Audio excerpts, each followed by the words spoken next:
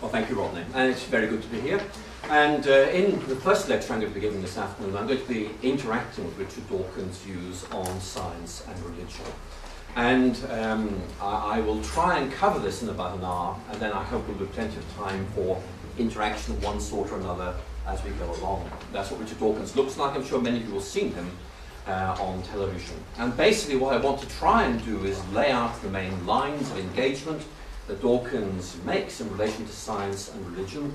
Before we do that, however, I think it's just important to make just a few points about rules of engagement here. First of all, the issue here is not about Richard Dawkins as a person. Let's be absolutely clear about that. The issue is, very specifically, his ideas. And it's the ideas we're interacting with, not the person. And we're really looking at two questions in particular. Number one, what are his fundamental criticisms of religion? Let's see if I can get this back. It seems to have migrated for some reason. That's better. And then secondly, of course, I think very importantly, how reliable are these ideas? So that is our agenda this afternoon. Where is he coming from? And how reliable are the ideas that he develops? Now, of course, as you will all know, he's written many books. First one I came across is A Selfish Gene, which I didn't read, I'm afraid, till 1977. And certainly, if we look at this output, it's very significant. It is works of, I think, what I describe as scientific popularization. When I was doing research on him in preparation for writing that book, Dawkins' God, I did try and track down peer-reviewed publications in leading scientific journals. I actually found that quite difficult. I mean, there is relatively little in the way of what I would describe as primary research. It's mostly to do with the interpretation of Darwinism at a popular level. And certainly if we look at the early books, they are extremely elegantly written, particularly The Selfish Gene, which sets out a very significant way of looking at things in a very brilliant, very accessible way.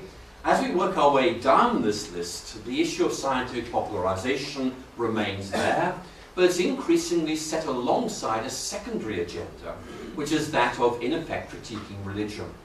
And by the time we get to the final book on this list, The God Delusion, actually that has become primary. The book, The God Delusion, in my view, in its 400 pages, has remarkably little science. It is primarily a critique of religion on grounds that are not really scientific at all. And I want to talk about some of those points in a moment. But we need just, I think, to lay a little bit of background. And what I want to do is to set out before you 5 major areas in which Dawkins critiques religion. And the first of these is very, very simple, and I'm sure you've all come across this, namely, that the natural sciences make belief in God either unnecessary, or I think in Dawkins' case, impossible. And we find this even in The Selfish Gene, but of course it becomes increasingly significant in his later writings. I would say The Blind Watchmaker really sets this agenda out explicitly, but is then developed in later works. Secondly, religion, Dawkins argues, makes assertions that are grounded in faith. And the key point here is that this, for Dawkins, represents a retreat from a rigorous evidence-based concern for truth. And Dawkins tends to adopt a very dichotomous way of thinking. There is 0% proof, which is faith. There is 100% proof, which is science. And it's a very simple assertion. But actually, reality, I'm afraid, intrudes a couple of points, as you will see. But certainly, there's a very significant question there, which we'll need to look at. Thirdly, belief in God is not a rational thing at all.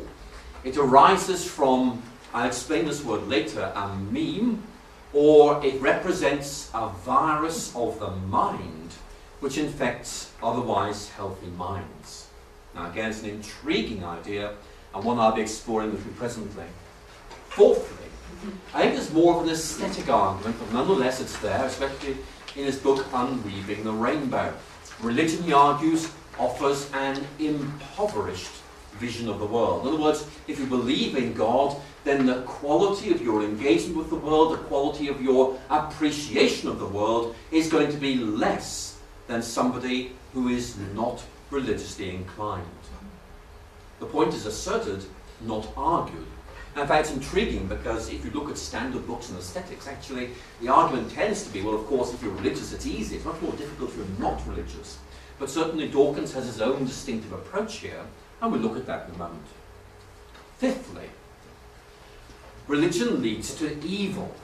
Now, this is, in one sense, not really a scientific argument, but it's nonetheless a very important argument, and it clearly has scientific elements. And it plays a very significant role in his latest book, The God Delusion. And for this reason, I may actually linger on this one a little bit longer than might seem absolutely necessary, simply because it is really a very significant element in his thinking, and of course it's a very significant element in the popular assessment of and response to religion. So that's our agenda this afternoon. But let's just begin by laying a little history. I see that John Hedley Brooke has been talking to you, and I think that he'll probably have laid some very helpful background that may just make you cautious about some of the simplifications. Because one of the points you need to be aware of is that there are some myths that at one point certainly inform, at another point is reflected in what Dawkins is saying. And one of them, of course, is this myth of the perennial warfare between science and religion, which is intrinsic to religion and science. In other words, this is not historically conditioned, it's not the response to one particular set of circumstances. It is intrinsic to the nature of science and religion to be in conflict. Only one can win, and in the end, of course, it is going to be science. And therefore Dawkins portrays what I think I'm going to describe as an apocalyptic battle between good and evil, between religion and science, between reason and superstition. In very much the same way, actually, as some American fundamentalists portray a cosmic battle between good and evil. That's one of the intriguing things about Dawkins is in his own way, he's a bit of an atheist fundamentalist. But I'll come back to that. Secondly, and importantly, Dawkins doesn't use this myth, but this kind of belief is there, certainly in some of his writings, certainly in the presuppositions he expects his audience to share. And that is the kind of historical myths of specific instances of conflicts between science and religion, especially in relation to Darwinism. And of course, you will all know about this, and I suspect John Hedley Brooke has talked to you about this, but the classic example is the 1860 interaction between Samuel Wilberforce and Thomas Huxley. There is Wilberforce, and there is Huxley. And you all know that in 1860 these gentlemen had an exchange of views in Oxford on the origin of species, recently published. For those of you who know the background, Wilberforce made a number of critiques of the origin of species, which actually Darwin thought were rather good and had to respond to in print later. Here is the popular account of this interaction. This comes from Mrs. Isabella Sidgwick. Now, this is from 1898. You do the maths.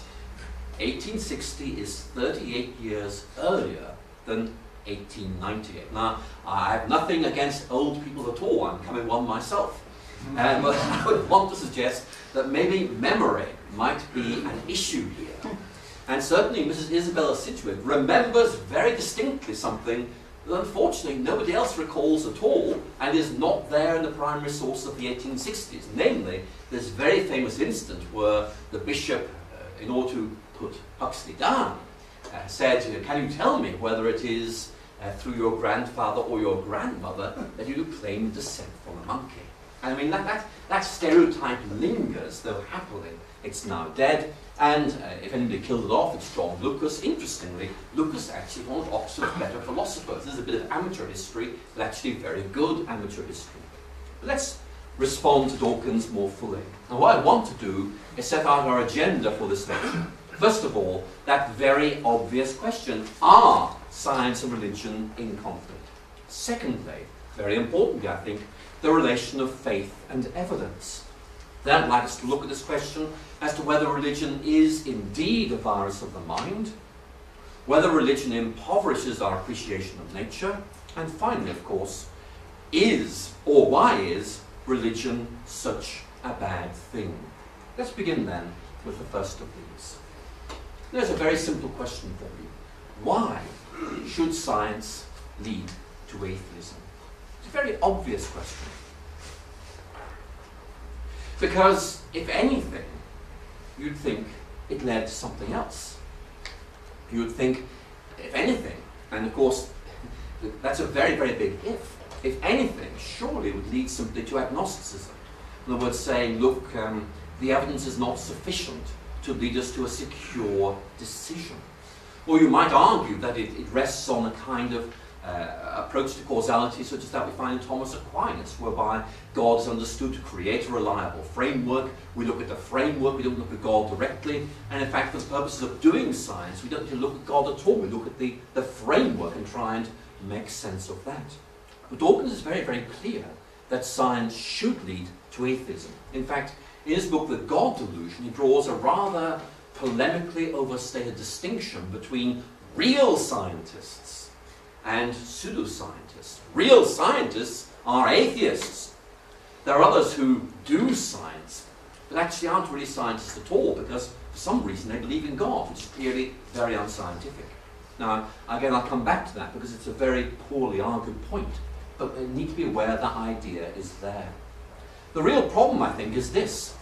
If I could put it as simply as I possibly can, most would argue that at the most general level, the scientific method isn't capable of deciding whether there's a God or not. In other words, it's just really beyond the scope of this method. And one of the big questions that we might want to raise with Dawkins is whether there are limits to science. In other words, is the scientific method omnicompetent? Is it omni-extensive? Or are there limits to what it is able to deal with? Is it specific to a domain? Does it require calibration? And outside that domain, is it basically less reliable than it might otherwise be? And again, the real question here, again, is why is Dawkins so certain that sciences lead to atheism? Because for most people, actually, it is perfectly obvious that there are people who are not fools, who will interpret nature atheistically, who will interpret nature theistically, who will interpret nature pantheistically, and so the list goes on. To restate that in a slightly more formal language, you might say nature is patient of theistic, atheistic, agnostic, and other interpretations, but doesn't in itself and of itself necessitate any of them. So again, we might come back to this point by looking at Huxley's very famous definition of agnosticism. Huxley, you remember, Darwin's bulldog, but a bulldog who was fed up with dogmatism. Dogmatism, I need to say, on both sides of the religion, anti-religion debate. And here it tells us, he's writing in the 1880s, I think, how he invented the word agnostic to denote people who, like himself, were ignorant about things that metaphysicians and theologians, both heterodox and orthodox, dogmatize with the utmost confidence. He said, look, if you're doing science, you're out of this, you're above this. You know, this is something that you leave to the theologians and to the anti-theologians. In my spare moments, I often wonder if Huxley had to identify in today's intellectual climate an example of an anti-theologian who he might think of. I think the name of Richard Dawkins might actually come to mind here. But let's look at Stephen Jay Gould. Now, Gould, an intriguing writer, sadly died recently. You all know about him, and you've read books like Panda's Thumb, you've read Rocks of Ages. I mean, he's a very easy, very accessible writer who, like Dawkins, in fact, is very, very good at presenting quite complicated ideas, I think, in a very accessible form. And Gould is an atheist. I think that's very, very clear from his writings. The question is his atheism the outcome of his science, or does it come from somewhere else? And I think that the issue here really seems to be, as far as Gould's concerned, the natural sciences simply do not bring you to a point where it in itself answers that question. This is from a very famous article of 1990 responding to Philip Johnson, who had argued that Darwinism was necessarily atheistic, and Gould really didn't like that at all. And here's what he said, to say it for my colleagues and for the umpteenth millionth time. You can just sense the exasperation. Science simply cannot, by its legitimate methods. Now, I think that phrase might need to be underlined. I think it's very important in the context. We can't adjudicate the issue of God's possible superintendence of nature. In other words, is there a God, and is God somehow involved in the direction or the guidance or the monitoring of the way things are? We neither affirm it nor deny it. We simply can't comment on it as scientists. Now, I'm not saying he's right, but I'm saying this is an alternative perspective that you need to weigh very carefully. But Gould hasn't finished, because he does a kind of mental exercise. He lists every evolutionary biologist he can think of, going back to Asa Gray, and he puts them in two piles. Pile number one, atheists and humanists. Pile number two, orthodox religious believers. Now, maybe Gould is very selective in who he looks at, but the point is the piles turn out to be about the same height. So he draws this interesting conclusion. Either half my colleagues are enormously stupid, or else the science of Darwinism is fully compatible with conventional religious beliefs and equally compatible with atheism. So you see what he's saying? He's saying, look, you can read it this way, you can read it that way, but it itself doesn't read to you anything. You know, this is how you read it. This is what you are projecting onto it. It's not necessarily the way things are. I think actually Gould probably there has put his finger on exactly what the issue is. Because the issue is that you all know there are many scientists who are atheists, there are many who are religious believers, and they each find something in nature to support their viewpoints. It's not knocked down at all. So I think there's a very important issue there. But I want to come back to that, because really the issue begins to emerge again when we talk about Dawkins on faith. Now, one of Dawkins' strengths is his insistence that we justify what we believe. He is very, very critical of those who believe things without good reasons, and I think he's right to say that. Back in 1976, he defines faith like this. Faith means blind trust in the absence of evidence, even in the teeth of evidence. Very interesting definition. It's not my definition. I don't think it's any Christian theologian's definition, actually, but certainly it's the definition Dawkins offers. In a lecture of 1990, he kind of intensifies that a little bit. Faith is the great cop-out, the great excuse to evade the need to think and evaluate evidence. Now, when I read this, it seems to me Dawkins has been trapped in a broom cupboard with an American fundamentalist Christian, and has really, really exasperated at those who simply say, that's the way it is, I don't need to prove it, that's it. And that may be why he's reacting like this. But look at that final sentence. Faith is not allowed to justify itself by argument. Well, if you just think randomly of people like Richard Swinburne, or Thomas Aquinas, or Alvin Plantinga, or Nicholas Walterstorff, the list just goes on and on. I mean, there may be some who do this. We must concede that. But is it normal? Is it typical? Is it characteristic? And a fundamental question that I want to raise here is, we all know there are different types of religion. We all know there are different kind of types of religious people. And I would want to say, we can talk about this later, that maybe there are certain forms of religion that are extremely intellectually superficial, very dogmatic, even pathological. But it's not normal. And one of the difficulties here is that sometimes the pathological is presented as if it were the normal. So I think that there's a reasonable question here to raise in more detail. This is W.H. Griffith Thomas. You will never have heard of him.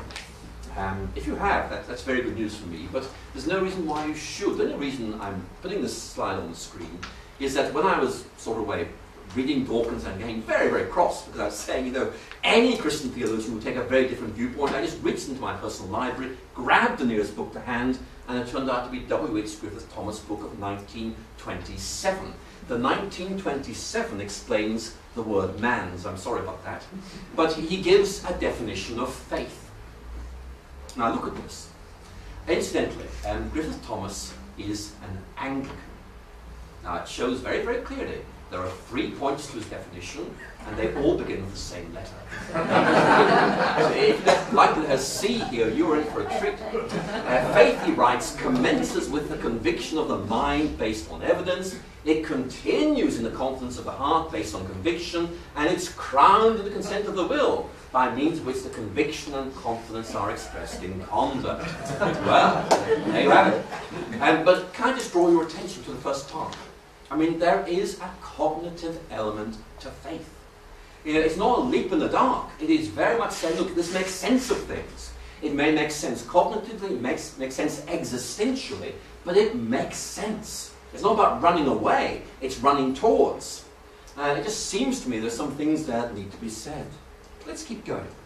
Because there are some very significant questions here, and Dawkins raises some questions that need to be looked at. I mean, can God's existence be proved? That's a perfectly reasonable question. And again, you know, if you look at the philosophical arguments down the ages, I mean, you may want to disagree with me on this, but my personal view is that actually the whole thing's stalemated. That I see no knockdown arguments that there is a God, but equally I have to say, I see no knockdown arguments that there isn't one. And of course, there's traffic both ways. I mean, I used to be an atheist who became a Christian. Dawkins, I assume, at some point had a fairly conventional religious belief, which he abandoned. In recent years, of course, there were people like Anthony Flew in his 80s, you know, deciding there might be a God after all. So this is very much an open question. And I have to say, I just want to express extreme disquiet at those who say those who believe in God are mad or bad or deluded, because I think that's a very premature judgment. But there is, I think, a very important point to make here, and it's basically this, that atheism and theism are both faiths. Now, some people say, no, that's not right. There's no way atheism is a faith. Actually, it is. If you are taking the viewpoint that the evidence is sufficiently robust to draw that conclusion, that actually is an act of faith, because the evidence doesn't necessarily point that way at all. Dawkins tends to say, look, saying there is no God is not an act of faith. It's simply saying we do not need to believe in God to explain the world. Well, that's right. But to then move and say there is no God actually is going significantly further, transposing an evidential, a sort of observational statement into a view of what the world is. So I think there's an issue there we need to look at. So it seems to me very, very clear that if the natural sciences necessitate neither atheism nor religious faith, then basically we seem to have two options here about where we go. One to ones would say, right, that's it. It's a very interesting debate, but you know, we close it down. Or else you say, well, actually, maybe we have to resolve it on other grounds. And again, you know, one of the questions I'm raising with you here is whether science may have limits. We may have to discover what those limits are, but the theoretical possibility that there are limits needs to be looked at. Now again, Dawkins' views on this, Peter Atkins, again, an Oxford physical chemist, is very, very clear that there are no limits to science. What science cannot establish isn't there, can't be known. And we'll come back to that presently. But this is the issue I want to explore with you. It's a philosophical issue. It's fortunately quite easy to understand. It's inference to the best explanation. Now, most of you will be aware of what this is all about, but if I can give a sort of brief introduction. The paper that set this off was published by Gilbert Harman back in the 60s, called The Inference to the Best Explanation. Now, those of you who are philosophical purists will be spluttering a bit, because you will quite rightly, I think, point out that you cannot infer to the best explanation at all. You could infer that this is the best explanation. You can't infer to it, but let's just leave that to one side. The point that Harman is making is when you are confronted with hugely complicated situations like nature, there are going to be competing explanations. And it's not that this one's mad, this one's bad, and that one's right. It's much more they all have something going for them, but they all have things going for them on the basis of different criteria. And so if you read, for example, just to give you a Cambridge writer here, Peter Lipton, who's written he's an excellent book on this. There's a second edition, it's better than the first. Lipton makes the point there is a very important argument here, for example, about criteria. And one of the things he makes is we have to have criteria about criteria to really make sense of this. So to really just focus on this, the key question is, given there are so many possible explanations, how do you work out which one is the best? Is it the most simple, the most elegant? It's a very, very hard question. And I'm not going to pursue this because I haven't got time, but I do want to draw out one consequence of this. And that is that we just have to say goodbye to science proves a worldview. I mean, by definition, it cannot. This is way, way beyond what science could ever be expected to do. And I think it's extremely important just to be cautious in how we evaluate this sort of thing.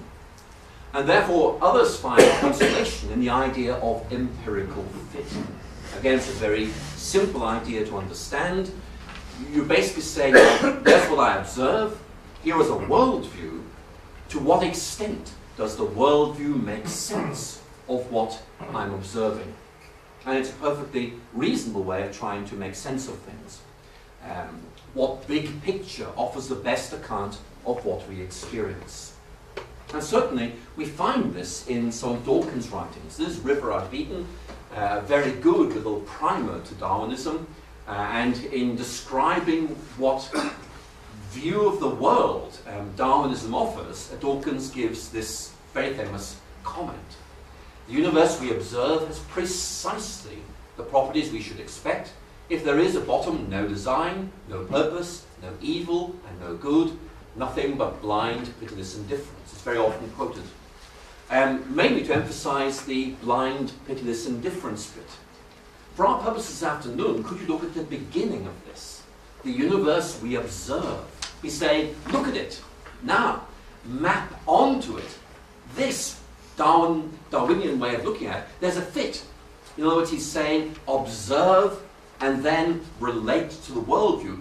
This makes sense of things. What we observe is easily accommodated by this way of looking at it. So it's an important approach. But of course, it's not knocked down. Very famous quote from C.S. Lewis. I believe in Christianity as I believe the sun has risen, not only because I see it, but because by it I see everything else. And it's one of Lewis's characteristic lines of thought that God is like a kind of intellectual sun that illuminates the landscape and allows you to make sense of things. And Lewis's argument is that believing in God makes an awful lot more sense of things than anything else does. Lewis is not a scientist, so let's just switch mode. John Polkinghorne recently wrote an article which summarizes ideas you'll find at a number of points in his writings, but basically this is arguing that a Trinitarian view of God makes much more sense of science, culture, and human experience than anything else. And again, it's really to do with this idea of empirical fit. Has Polkinghorne proved the existence of God? No. No. But that's the key point. In this whole area, you don't prove anything. It's much more, this way seems to make more sense than others, but it's not knocked down. And that's one of the points I need to make here, that I think Dawkins does tend to perhaps allow us to understand that the force of his arguments is rather greater than it actually is. And again, just making these points very, very simply, empirical fit basically is saying, look, this seems to make sense of things, but it's not absolutely secure. And then I make this point about underdetermination of theory by evidence. Now again, many of you will know what this is. If you don't, very briefly stated, it means something like this. The evidence very often necessitates a number of possible explanations, each of which have got something going for them, and to begin with to say, it's this one. But then in 20 years' time, either the balance of evidence shifts, new evidence comes into play, and say, no, no, we used to think that was, now we think this was. Interestingly, in The Devil's Chaplain, Dawkins makes the point that at present, Darwinism seems to be the best way. His view is unquestionably the best way of making sense of things, but in 150 years' time, something else may have come along to displace it. And that's just standard science. I mean, that is the way the scientific enterprise progresses. If you read, for example, Michael Polanyi's book, Personal Knowledge, which in my view is his best, actually, he makes this point, which is intriguing. The scientist believes that certain scientific theories are true. And he's very committed to them. You know, this is unquestionably the best way of making sense of things. But you're also aware that some of the things that you believe to be true now will not be believed to be true in 20, 40, 50 years' time. The difficulty is you don't know which ones they are. There's always this element of provisionality, revisability to scientific theories, where you very much believe that what is good about one theory will be carried over into its successor. But by definition, the scientific method is ongoing, and there's always this element of provisionality about it. So there's an interesting point there, and again I'll come back to that in a moment, but I want to flag up, if I may, this question. Are there limits to what the sciences can tell us? I mean, just to throw you a very obvious example, if you read pre-Socratic philosophy, one of the big questions is this: what is the good? How do we live the good life? And therefore we need to be able to say, this is what good is all about, to get on with it. Now again, just to leave this one with you a little bit, can science tell us what is good? We'll come back to that. And again, Dawkins is very, very clear that science is the most robust form of thinking known to us. And he's right, I think, actually. But that doesn't mean it tells us everything. There's a very interesting question here. Just to give you some polarities here, here's Bertrand Russell writing in the 1920s, whatever knowledge is attainable must be attained by scientific methods, and what science cannot discover, mankind cannot know. It's a very bold statement, and certainly it's one that Dawkins, I think, would endorse. That's a Cambridge view, perhaps. Here's an Oxford view. There's Peter Medawar, who was awarded the Nobel Prize back in 1960 for his work on immunobiology. And again, this is from a book significantly entitled The Limits of Science, published back in 1987. And if you look at this, the existence of a limit to science is made clear by its inability to answer childlike elementary questions. What are we here for? What's the point of living? And Medawar says, look, these are not pseudo-questions asked by simpletons and answered by charlatans. That's his phrase, it's rather nice, not mine. He simply makes the point, look, there are limits here. In fact, what he tries to say is, look, there are in theory no limits to science's capacity to engage with the material realm.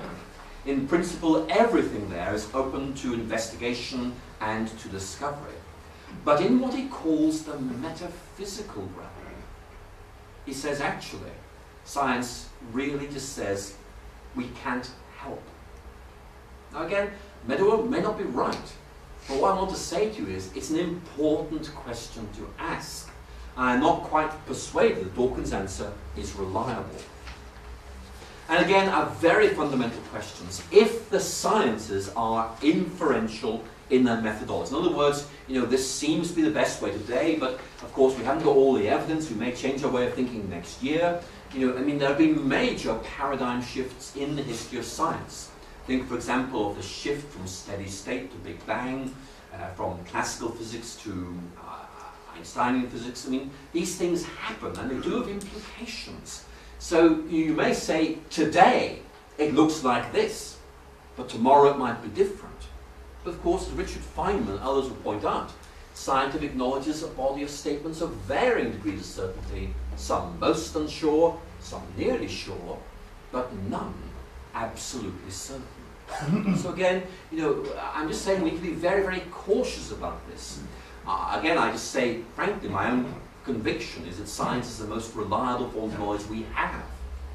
But that doesn't mean it can explain everything. And it does mean there are limits. And we need to look elsewhere for those answers. I'm not supporting a God of the gaps approach. I'm just saying let's be deadly realistic about how we assess things.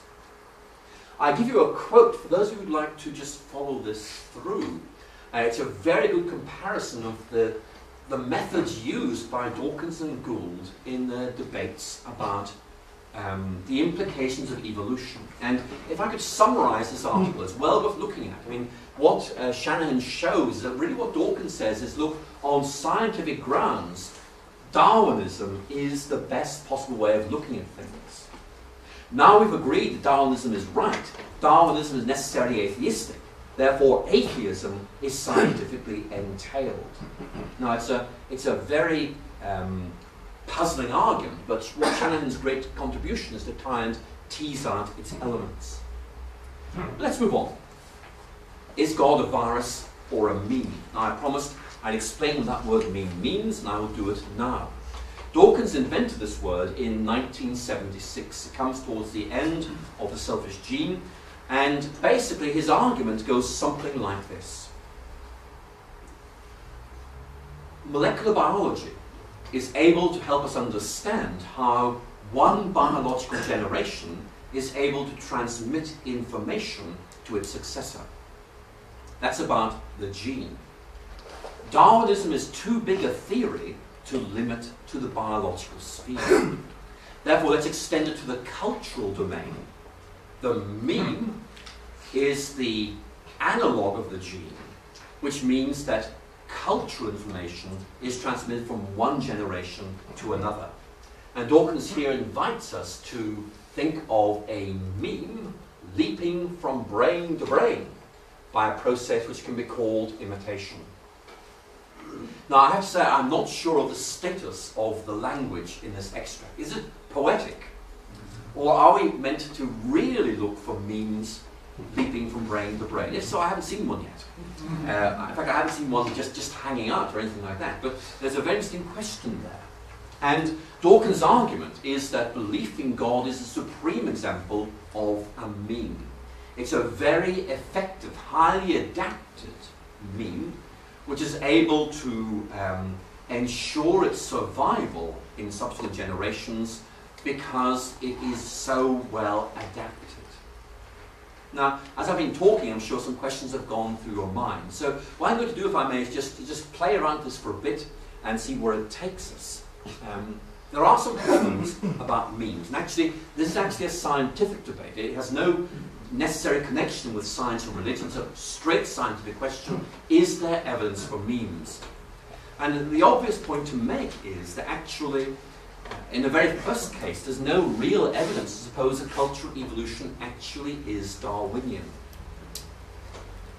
But I'll just give you one very simple example. You think of the Renaissance, a very significant episode in Western European culture. How did that happen? It happened because particularly writers in Italy felt that culture could be renewed by deliberately, systematically and programmatically reappropriating the ideas and values of the ancient world, especially Rome, but also Greece as well. Systematically, deliberately. That's the language of Lamarckianism, not really Darwinism. So there will be an issue there. I mean, certainly, you can say, well, it's all about competition, that's Darwinianism. But actually, people knew about competition before Darwin. So let's be careful not to take one element of Darwinism and make it the whole thing. Secondly, and it's very obviously, there isn't actually any direct evidence of the existence of memes themselves. I mean, you know, one can study genes, one can actually make a very, very powerful case. If these things weren't there, we would be baffled. And you can see them in one sense. With memes, no.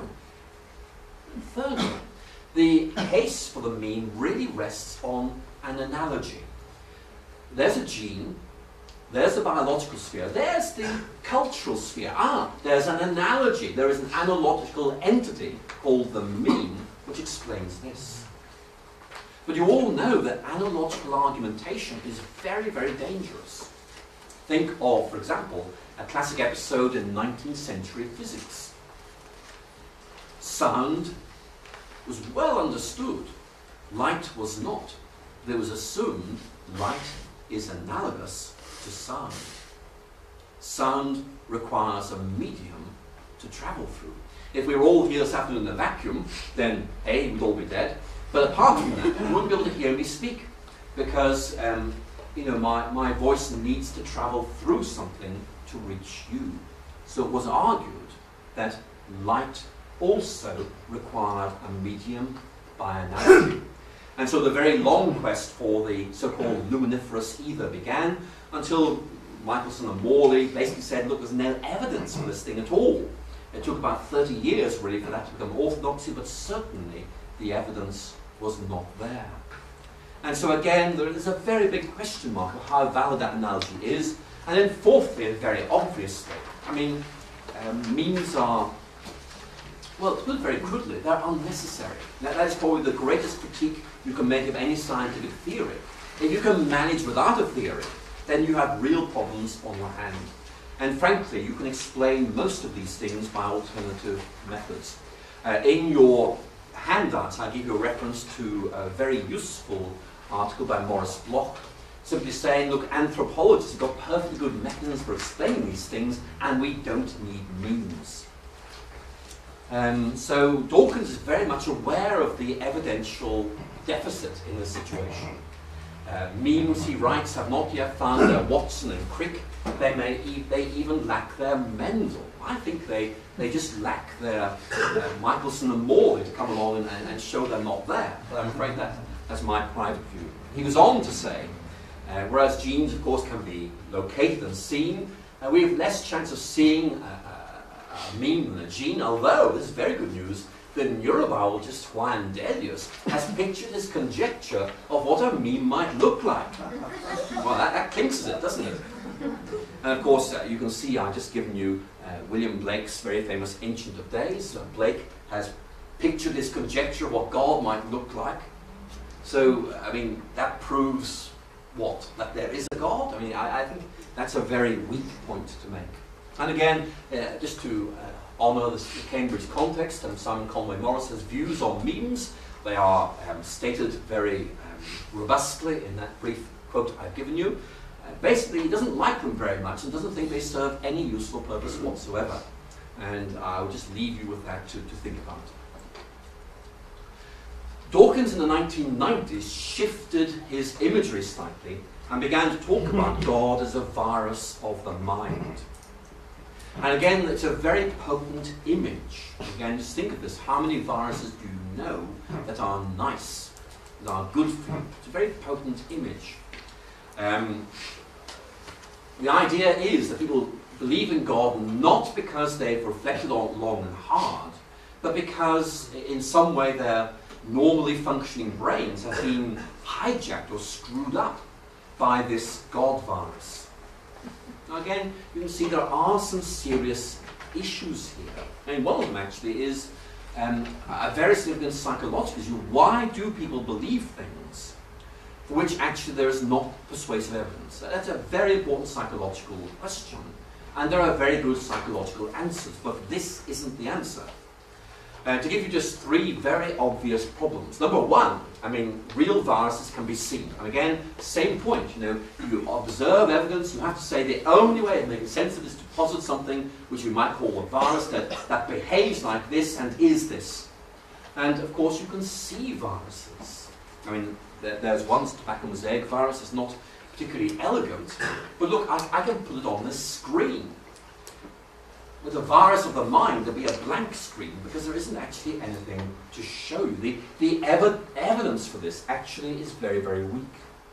But more significantly, there is an implicit transition from behaves as if, is like, to is.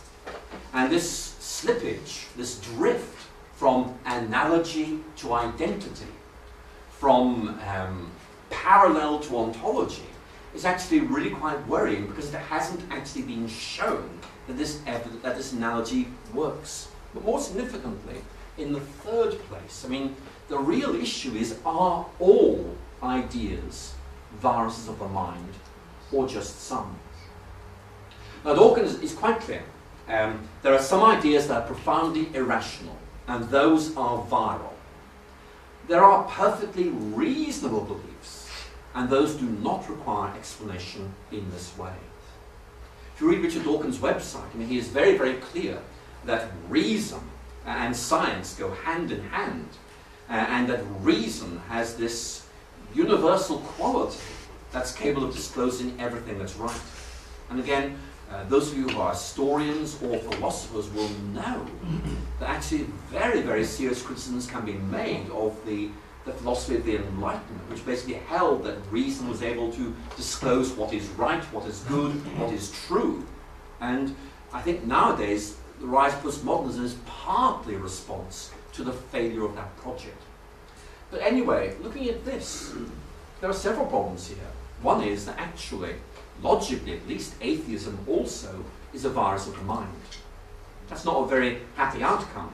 But the real problem is that the criteria you use to say this is reasonable, but this is viral, actually is totally subjective and not really scientific at all. Dawkins uses both of these arguments in his book, The God Delusion. I have to say that their usage is actually not really very persuasive. And interestingly, he presents the meme in that book as if this was a secure finding of scientific orthodoxy. The fact that it is so controversial is not really mentioned. And for example, he says, memes possess great fidelity. But that is actually an interpretation of an observation statement. The observation statement is that cultural information can very often be transmitted very faithfully, but he then translates that into his own language of the fidelity of memes. So it's a very significant point. But I haven't time to talk about that, but it is, I think, an extremely important point. I just leave that there with you. We need to move on and look at this fourth point. One of Dawkins' very frequent critiques of religion is that it is aesthetically impoverishing. You find this chiefly, if you want to read it, in his book Unweaving the Rainbow, which is probably the clearest statement of this. And here's a statement where he sets it out very, very clearly. I'm sorry, here we are. The universe, he writes, is genuinely mysterious, grand, beautiful, and awe-inspiring, but the kinds of views of the universe that religious people have traditionally embraced have been puny, pathetic, and measly. The universe presented by organized religions is a pokey little medieval universe and extremely limited. Now, I mean, I think there are one or two historical points one might make about this. Let's just look at a medieval view of the universe. There it is. It is from the Nuremberg Chronicle, and it's intriguing. I mean, it's wrong. Let's absolutely agree on that. There is the Earth at the center of everything, and you can see immediately this is really pre-Copernican, as you'd expect. So it's obviously wrong. Why did medievals believe that? Well, part of the answer is because the scientists of their day said that's the way it is. But certainly, I mean, Dawkins feels this is in some way inadequate, and I'm sure it is. But certainly if you read medieval writings, they thought this was quite impressive and felt very, awed in its presence. What I want to do is just try and articulate a response. So what I want to try and say is that if you are a Christian, then your approach to nature is going to have three elements. I want to look at these and ask what they are and what the implications are. One of them is an immediate sense of wonder at the beauty of nature. Now, I think all of you will have had this experience. It's like Wordsworth and his Field of Daffodils. It's like the romantic poets and their rainbows. You see something, and before you've thought, what is this? It hits you, and you go, oh. It's an aesthetic appreciation before you've had time to rationally analyze it. And I have no doubt that Dawkins knows his experience very well. And I do too. And I think actually all of you know that. the question I have is, why should believing in God have any impact on us at all? I mean, the key point is it's precognitive. In other words, there's something that hits you before you've thought about it. And if you believe that religion affects the way you think, then actually before your thinking kicks in, you've had this sense of wonder. So I think there is an issue there. But I think that the second point is more important. Dawkins is very clear also that religious people are very, very reluctant to allow any mathematical or theoretical representation or explanation of the way things are. And for example, in Unweaving the Rainbow, he uses William Blake to make his point that as far as he's concerned, religious people do not want to solve mysteries because it in some way impoverishes them. But I have to say that the basic issue, I think, is not all that persuasive. Because, again, you know, if I were to drop this glass of water on the floor, which I'll hasten to assure Rodney I'm not going to do, I mean, we could describe its rate of acceleration rather neatly and rather elegantly using mathematical equations. I mean, everyone knows, and they are extremely elegant, some of these explanations.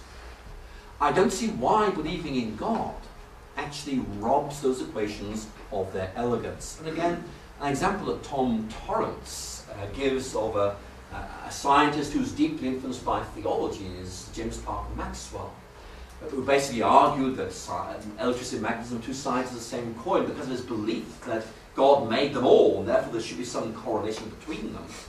But you can see there that these equations, you can say, actually are not expressed in the form that Maxwell himself developed. Maxwell, I think, developed about 20 equations. There's an 1890s rendering of them in a slightly more elegant form. But certainly, Maxwell was very, very clear that the elegance of his equations was an outcome of their being grounded in some way in the mind of God. So again, I'm just not persuaded. And then thirdly, if you are a Christian, then in some way, the natural order bears the imprint of God. It is the book whose author is divine. And therefore you see God's elegance and beauty and wisdom expressed in nature, and therefore actually there is a motivation to study nature. The heavens declare the glory of the Lord. Very famous quote from Psalm 19. Think of Haydn's creation if you want to. And the key point here is that for many scientists who are Christians, this is why they're doing science. Because it is all about engaging with God's works and hence appreciating God's words. So it's a very important line of argument. And again, I don't think Dawkins gives this line of argument a huge amount of significance, but it is important to deal with it. Finally, we come to this, which of course for Dawkins is the big argument in his book, The God Delusion. And Dawkins makes the point that religion has done many things that are bad.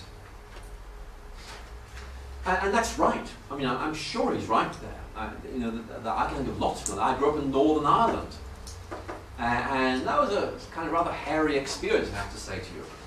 You all know the story, but there's this Englishman visiting Belfast on one of its dodgier nights, and he was confronted late on Saturday night by a bunch of youths with baseball bats. And they said to him, "Are you a Protestant or are you a Catholic?" There was a pause as the Englishman realized that the answer he gave might have no small bearing on what happened next. And he gave this answer: "I'm an atheist." There was a pause. "Are you a Protestant atheist?" Catholic atheist. But I mean, isn't Dawkins right here that actually religion has caused lots of problems? And he's right. What are we going to do about that? But, I mean, equally, if we're being honest on both sides of the equation, I mean, institutionalized atheism in the 20th century wasn't exactly a luminous example of benignity and human rights and things like that. There are some very big things there. One of the most interesting things in contemporary atheism is the insistence that if Stalin was a nasty piece of work, it's because he was religious. And I mean, this is baffling. I mean, the argument seems to be, well, only religious people do bad things. Stalin did bad things, but it can't be because he was an atheist. Therefore, there has to be some kind of religious heritage, something like that. Or those of you who watched that very interesting program on atheism recently on Channel 4, Peter Atkins deciding that actually Stalin was a Confucian. Again, I mean, this is simply running away from reality. I mean, there's a problem here. Let's be honest about it. The real issue, I think it's a very serious issue, is actually, it's not so much religion or irreligion that does, it's actually worldviews, which give people a sense this is of overriding importance, and therefore I must behave fanatically in response to it. And those of you who read Nietzsche, and Nietzsche has a lot of things to say which I find rather puzzling, but every now and then he says something you think, that's right. And one of the points he makes is there seems to be something about human nature that makes us do some very bad things on the one hand, but some very good things on the other. And the real paradox is that very often the same ideas that make us do wonderful things sometimes make us do very bad things as well. And my real point here is I think that this might be a truth about human nature. Again, I've just driven to you from Oxford, and in Oxford we are building a laboratory. And this laboratory is taking a very long time to build because it's for animal experimentation. And I drove past it yesterday.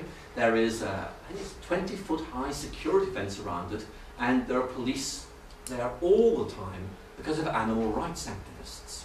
They are very, very unhappy about this lab being built. Now, I wouldn't describe animal rights activists as being either religious or anti-religious. The key point is they have a worldview, a way of looking at things that says this is wrong and we've got to do something about it. And actually that is a very deep instinct in human nature. And getting rid of religion isn't going to solve the problem at all. Let's ask this hypothetical question. What if religion vanished? Would violence end?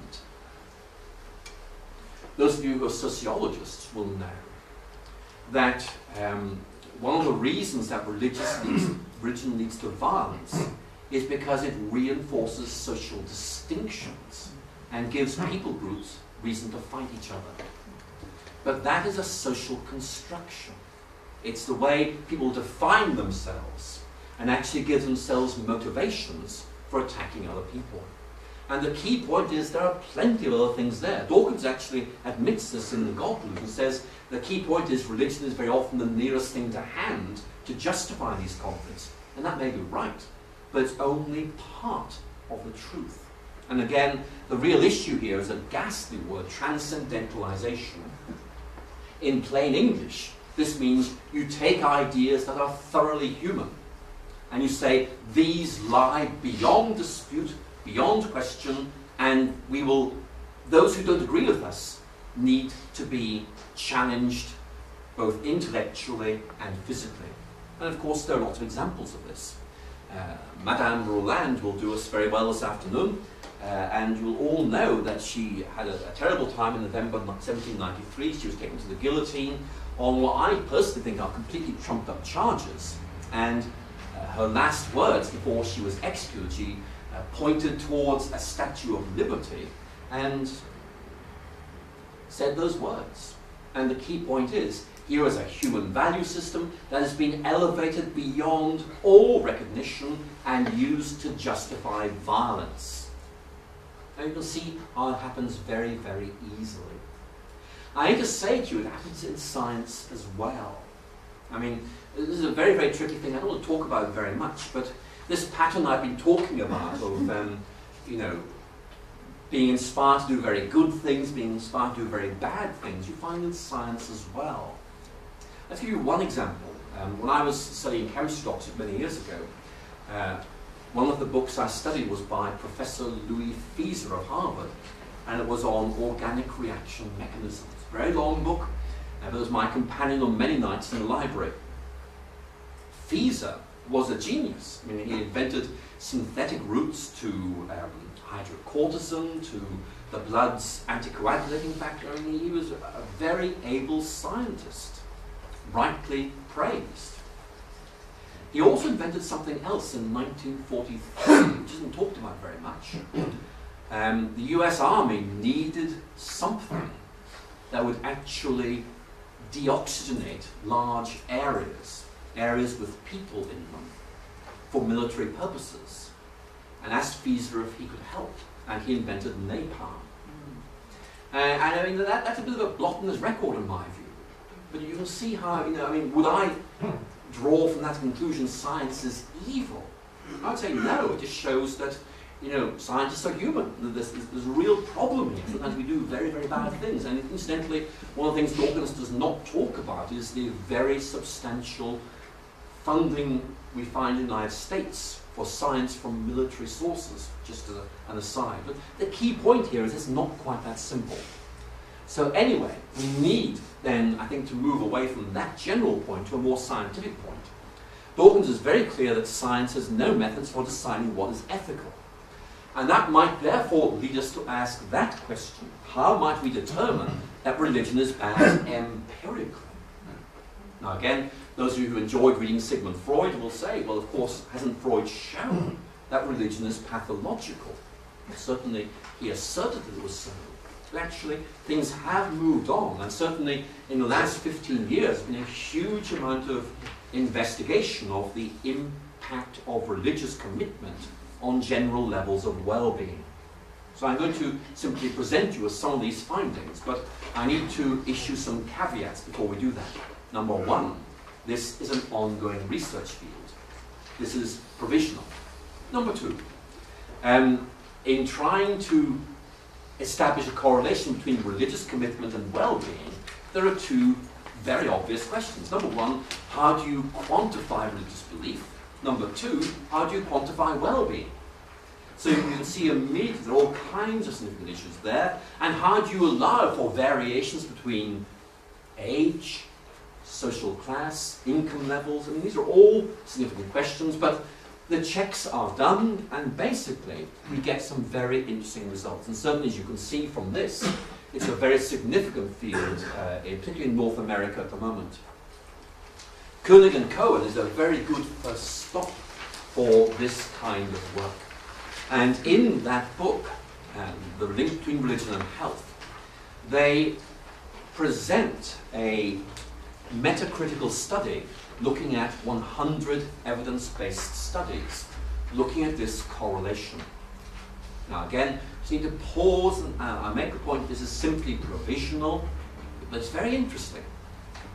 They found that of these 100 studies, not 100 people, 100 studies, okay, 79 reported at least one positive correlation between religious involvement and well-being. 13 found no meaningful association. In other words, there was no pattern evidence. Or 7 found there was mixed. In other words, a little bit good, a little bit bad, no obvious pattern. And 1 found a negative association between religion and well-being. Now, I'll just leave that there for a moment. This doesn't prove there's a God. I mean, can we just be clear about that? But it does raise some questions about this mantra you very often hear: religion is bad for you. I think there are some very important questions that need to be asked concerning that judgment. In the United States, those of you Americans probably already know this, in the United States, this evidence is well known, and it is raising some very significant questions for public health care policy.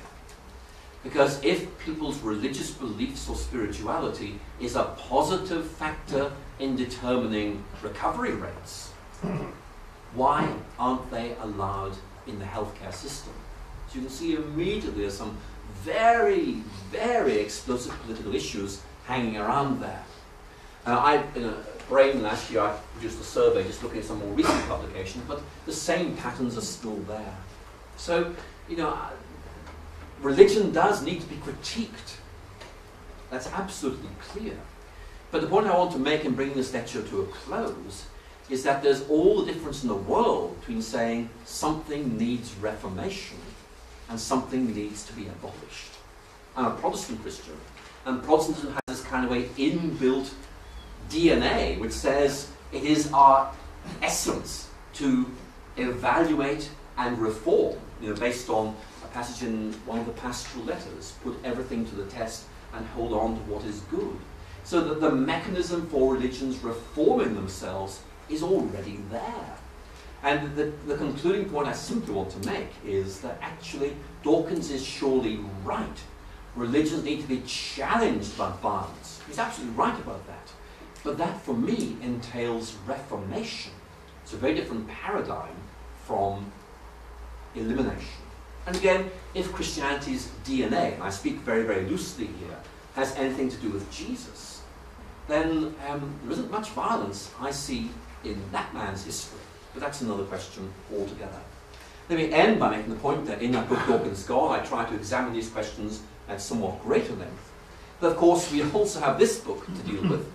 And my wife, who's a psychologist, and I have written a little response to this, which I'm afraid we very naughtily call the Dawkins delusion, which is being published next month. In fact, being published on the 1st of February.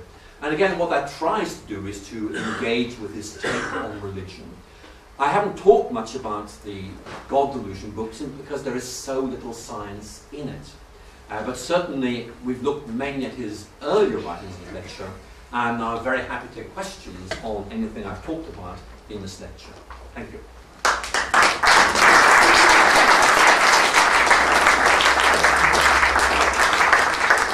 Thank you very much indeed, Alister. That's a brilliant critique of Richard Dawkins' views.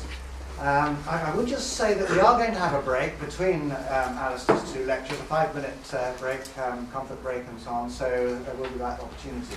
But now we have got some time for questions. Who wants to? Yeah.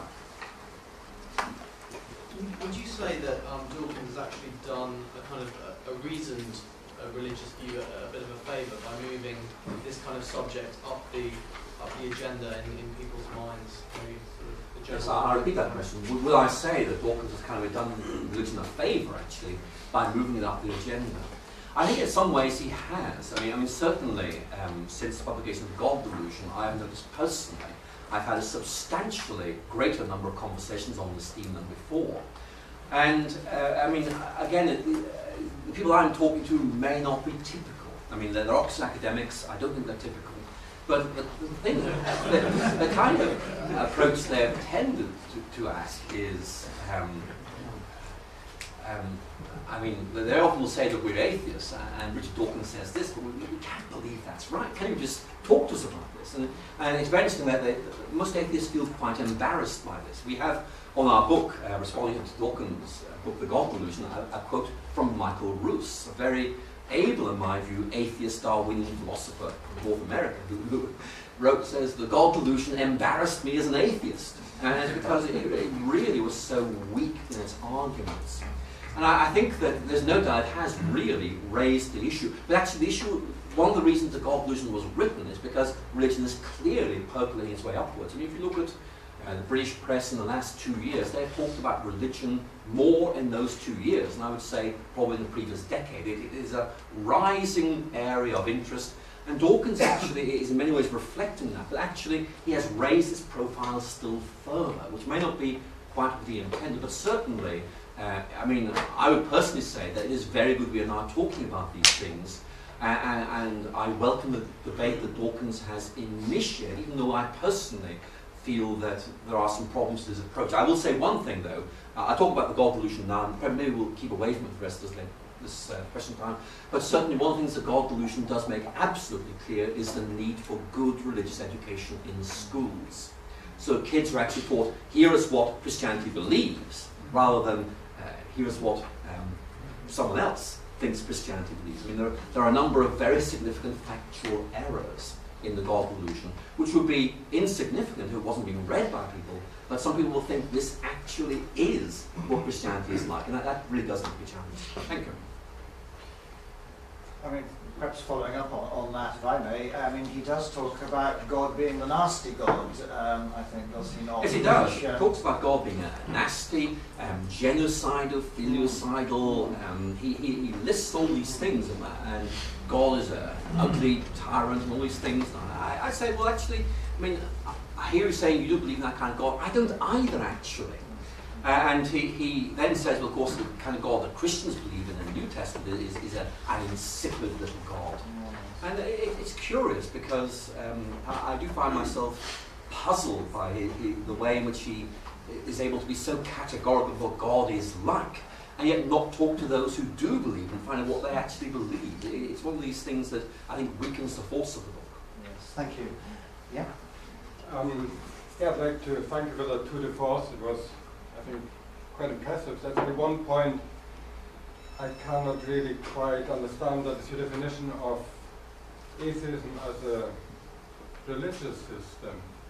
I mean, atheism, in a sense, is a denial of something, or Yes. a view of something as being superfluous. So if one defines that as a religion, I mean, there's an endless different denials one could just as well define as a religion. So Yes. I don't know whether No, that's a that's very right good question. I'll just repeat them, right? I mean, the questioner has very rightly made the point that religion is actually, is actually about the denial of something, and therefore really it can't be thought of as a faith system or a religion. I personally think that's right. What intrigues me is that intellectually you're absolutely right, but sociologically atheism is mimicking religion in terms of the way in which it behaves. It has certain high priests. At the moment there are three, a little sort of atheist trinity, if you like. There's Richard Dawkins, who I think is right at the top of the tree, then there's Sam Harris, and then there's Daniel Dennett. And these actually, if you go to the National Secular Society's website, I mean, they tend to regard these guys as being beyond criticism. You know, it's almost like they are authorities. And then if you look at the way in which you self-define, you have belief systems. As atheists, we believe this, this, and this. And it's very interesting to note how there is that very interesting correlation. And I went to give a talk at a very interesting atheist society in London last year. And we had a very interesting session. It wasn't exactly a meeting of minds, but it's very interesting all the same. And they asked me what I was doing on Sunday. I said, I'm preaching a sermon. What are you doing? I said to them. They said, oh, well, we are going to gather around the television and re-watch Richard Dawkins, The Root of All Evil. And there were 10 of these people, they're mostly in their 80s. And I just tried to imagine this being the equivalent of a sort of worship service. Richard Dawkins. I don't know if you've seen that TV program, it wasn't his best, I think. But I think the answer is you are right at the intellectual level. But the puzzling thing is that actually it's almost as if it is taking on the characteristics of a religion. It's very, very puzzling. I mean, in our book Responding to Richard Dawkins, my wife and I use in the subtitle the phrase atheist fundamentalism. Now, that seems a very, very odd thing to say, but actually, if you look at Dawkins' arguments, they are almost like they are stated with the dogmatism, the certainty, and the irrefutability of Protestant fundamentalists, but they invert its judgment. It's very, very interesting. Thank you for that. Good. Yes. My question is, can any man exist without belief? The question is, can anyone exist without belief? That's an excellent question. I personally think the answer is no, because we all have beliefs which shape the way we think, which shape the way we live, even if we aren't aware they're there. And I think one of the key things that psychology helps us to understand is what these beliefs are. Sometimes they're below the level of our consciousness, but they really are there and help us to understand what they are. And certainly, I would say that these beliefs are there for all of us. One of the interesting things that Terry Eagleton said in a very interesting review of Dawkins' book, God Delusion, London Review of Books, was, look, you know, all of us are very, very used to the idea of living our lives out on the basis of certain beliefs that we know can't be proved to be true, but actually we think they're okay, and we're very happy to live life out on that basis. And I think that probably is common human experience. Actually, we just have this gut feeling there are certain things that are right, there are certain things that are true, and these shape the way we think, even though we can't actually prove them. I mean, just to give an example, I mean, I personally believe very strongly that democracy is better than fascism. So if you were to say to me, prove that, which is a perfectly fair point, I mean, I would have severe difficulty in doing that. I think I'd probably have to use a kind of utilitarian argument, which is very, very open to critique.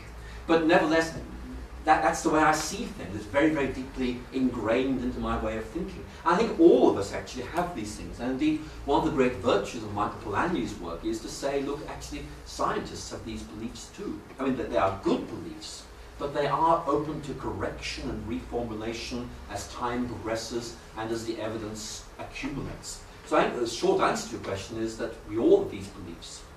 In the case of Dawkins, I mean, I think there's a very interesting question I would love to ask him if he and I were ever to debate in public, which I fear is not going to happen. But I would want to ask him, basically, how can you distinguish between a religion and a worldview? Because actually a worldview is a set of interlocked beliefs, not necessarily religious at all. I mean, Marxism is a worldview, so is existentialism. But neither of those really are necessarily religious, but they do involve beliefs about human nature, about human destiny, which actually shape the way you don't just think, but actually the way you live as well. So I think the answer is we all have these things, whether we own up to them or not. Thank you. Yes? You've just made the distinction between worldview and religion. What is this the salient feature of religion that distinguishes it from being? That's a very interesting question. I mean, and again, sorry, the question for the microphone is how would I distinguish between a religion and a worldview? What is the salient feature that distinguishes them? I mean, very often we use words, knowing roughly what we mean, but actually not defining them properly. And I think on the basis of any definition, any viable definition of both a worldview and religion, they are going to overlap. I mean, it is not a distinction that can be sustained. For example, if you take certain forms of Buddhism, I mean, they are religious, certainly, but some of them are atheistic. But that doesn't mean that Buddhists would regard themselves as being atheists, as Richard Dawkins is atheist. It's a very, very different way of looking at it. I mean, certainly, if you go back to the 19th century when German philosophers began to talk about this Weltanschauung, I mean, they clearly meant a big picture way of looking at things, which actually gave animation and direction to your thought and your ethics.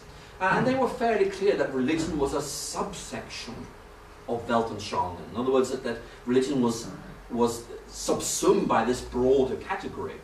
And they would then have difficulty in giving a precise definition of religion, which is it's a very, very difficult thing to do. In fact, one of the problems Dawkins has is that he talks about religion, and very often he simply means Christianity, Islam, and Judaism, because that is what they have in America, which is really what he's aiming at.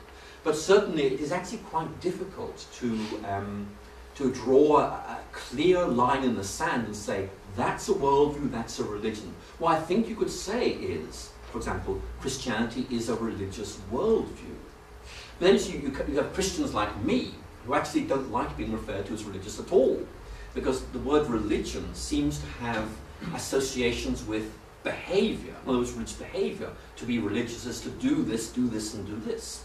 Whereas for me, primarily, Christianity is about faith, thinking this, and then perhaps being moved on to do this. And again, one of the questions I'd love to ask Richard Dawkins if we were to debate is this. When he says, for example, belief in God is a virus of the mind, does he really mean belief in God, or does he mean religiosity? And how would he devise an experiment to kind of distinguish between those? So I think it's a very, very vague area. And the point I simply want to make is that that people do have these big picture ways of looking at things, some of which involve God, some of which do not. But whatever they are, they give a framework for our lives, they affect the way we think, the way we behave, and very often they drive us to do some very, very good things, and equally drive us to do some bad things as well. If I may come back, the problem is that when you talked about atheism and belief, you left out agnosticism, or rather humanism, perhaps, the position that I don't know what it means to say I believe in God or I don't believe in God. So how can I say anything on the subject? I think that all the humanists I know have very definite belief systems. And very often they will be, I believe, certain very definite things about human nature, to do with the value of human life, to do a whole series of things like that, which are actually not empirical judgments at all. They do with value judgments. And that would seem to me to be a very good example, something that can't actually be proven, but they nevertheless believe passionately to be right. And I certainly respect that. But I mean, if I put it like this, you may say I eliminate God from my list of beliefs, but it doesn't stop people from having other kinds of beliefs. For example, what is the purpose of life, or what is the value of human life? I mean, certainly all the humanists I know place a very high value in human life, which I agree with. The real difficulty is that actually proving that human life has that elevated value is really very difficult, even though I believe it's right and they believe it's right. I wonder if we should maybe take one more at this stage, because we do need the break. And yeah.